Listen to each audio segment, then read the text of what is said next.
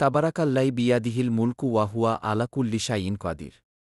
অর্থ, মহিমান্বিত তিনি, যার হাতে সব রাজত্ব, আর তিনি সবকিছুর উপর ক্ষমতাবান। আল্লাই খালাকাল মাওতা ওয়াল হায়াতা লিয়াবলুয়াকুম আইনুকুম আহসানু আমালা ওয়াহুয়াল আইয়ুল গাফুর।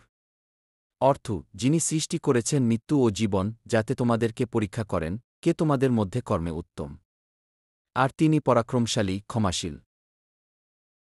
আল্লাই খালাকা শাবা শামাওয়াতিন তিবাকা মা তারা ফি খালকির রাহমানি মিন তাফাউতিন ফারজিল বাসারা হাল তারা মিন ফুতুর। অর্থ, যিনি ৭ আকাশ সৃষ্টি করেছেন স্তরে স্তরে। দয়াময়ের সৃষ্টিতে তুমি কোনো বৈষম্য দেখতে পাবে না। তুমি দৃষ্টি ফিরিয়ে দেখো, কোনো ত্রুটি দেখতে পাও কি? সুম্মারজিল বাসারা কর্রাতাইনি ইয়ানকালিব ইলাইকাল বাসারু খাসিয়া ওয়াহুয়া হাসির।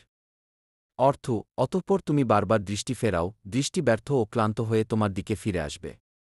ওয়া লাকবাদ জাইয়ানাস শামাদ দুনিয়া বিমাশাবিহা ওয়া জালনাহা রুজুমাল্লিশ শায়াতিন ওয়া আতাদনা লাহুম আজাবাসাইর।